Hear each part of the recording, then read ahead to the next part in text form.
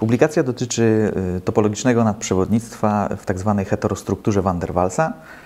Heterostruktura, czyli taka struktura stworzona z różnych materiałów, w tym przypadku to jest diselenek niobu i bromek chromu. Oba te materiały są materiałami van der Waalsa, czyli takimi, które podobnie jak grafen można łatwo, w dosyć łatwy i wdzięczny sposób izolować do pojedynczych warstw atomowych.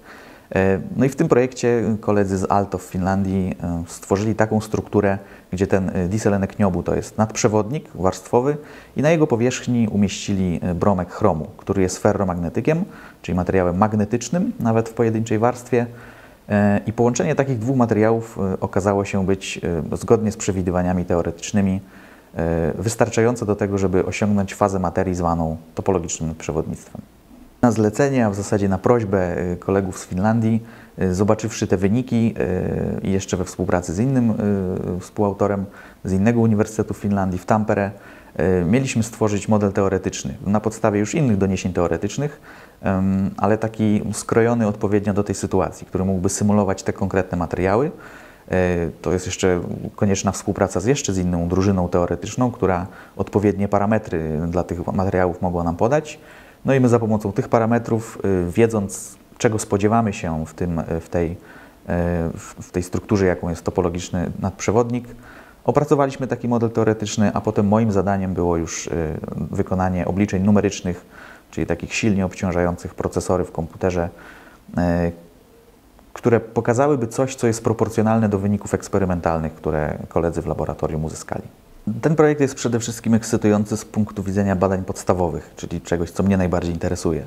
To znaczy po prostu odkrywania, co wszechświat ma nam do zaoferowania, albo konkretnie w tym przypadku natura nam poskąpiła topologicznych nadprzewodników, więc tacy inżynierowie kwantowi, jak współpracownicy z Finlandii, wybrali się w taką podróż, żeby samemu w laboratorium w takim razie z tego, co mamy w naturze, połączyć te elementy i osiągnąć coś nowego.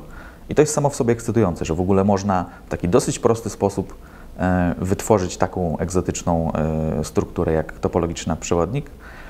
Natomiast bardzo często opowiada się w tym kontekście o komputerze kwantowym, konkretnie o topologicznym komputerze kwantowym, w którym jego takie podstawowe cegiełki, czyli kubity, kwantowe bity, miałyby być stworzone właśnie z egzotycznych stanów, tak zwanych stanów Majorany, które można wytworzyć w topologicznych nadprzewodnikach, ale to jest tylko krok na drodze, to znaczy my pokazaliśmy, jak można wytworzyć topologiczny nadprzewodnik. Teraz należałoby z tego wytworzyć jakieś użyteczne urządzenia, w których można te ciekawe stany uzyskiwać, a potem trzeba byłoby się nauczyć, jak tymi stanami manipulować po to, żeby zbudować komputer kwantowy. Zatem to jest taka daleka perspektywa w tego rodzaju badaniach zawsze, ale rzeczywiście daleka. To są bardziej badania podstawowe, które sygnalizują, co można zrobić z jakimi materiałami, co w nich uzyskać, a potem już to jest zadanie dalej inżynierów, którzy zajmują się aplikacjami i wprowadzaniem fizyki w życie, stworzyli z tego urządzenia i próbowali, czy się uda, czy nie, coś użytecznego z tego zrobić.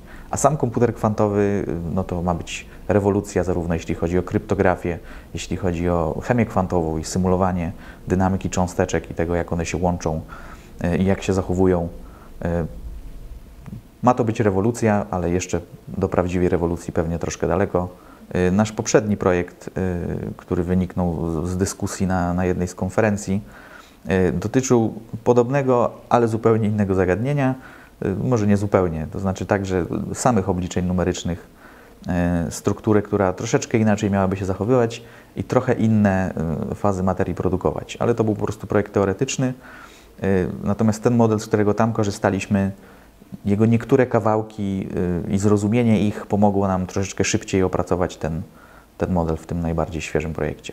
To jest moja pierwsza publikacja w Nature, mam nadzieję, że nie ostatnia, ale to oczywiście tego rodzaju rzeczy są też bardzo polegają na jednak jakiejś dozie szczęścia. No, nigdy nie wiadomo, jakich recenzentów edytor przypisze do danej pracy. Często to jest długa walka i długa wymiana zdań. Czasami recenzenci, znaczy bardzo dobrze jest, jeżeli trafia się na takich recenzentów, jak niektórzy z tych w naszym procesie, którzy sprawiają, że praca jest lepsza, bo zwracają uwagę na elementy, które mogą poprawić treść i to zarówno po stronie eksperymentalnej, jak i opisu teoretycznego. Natomiast dlaczego jest prestiżowa? No, są różne wskaźniki, które mierzą jakości czasopism. Jeśli chodzi o Nature, to jest po prostu bardzo wysoki impact factor, czyli to jest pomiar tego, jak często publikacje w danym czasopiśmie są cytowane przez kolejne publikacje, no, czyli mówię o tym, jaki one mają wpływ na daną dziedzinę. No i ja w żadnym wypadku nie znam klucza, jak to jest, jak zrobić pracę, która będzie w Nature. No tutaj myślę, że bardzo istotnym elementem było to, że to było pokazanie właśnie, że z tych materiałów można wytworzyć taką strukturę i że jest to słowo proste, nie zawsze ja mam na myśli, jeśli chodzi o łatwość, tylko o to, że nie jest to zbytnio skomplikowane, jeśli chodzi o ten układ. Pojawiały się wcześniej doniesienia o takich fazach materii, natomiast tam to były bardzo precyzyjnie definiowane struktury, czasami zakopane pod innymi materiałami, które ciężko było w cudzysłowie zobaczyć metodami eksperymentalnymi. No a tutaj wszystko było tak jakby na dłoni. Te materiały warstwowe właśnie dlatego są tak ciekawe i dlatego tak teraz modne w badaniach eksperymentalnych i teoretycznych, no, że to jest właśnie taka zabawa jak z klockami Lego, dosyć prosta w sensie prostoty i nieskomplikowania.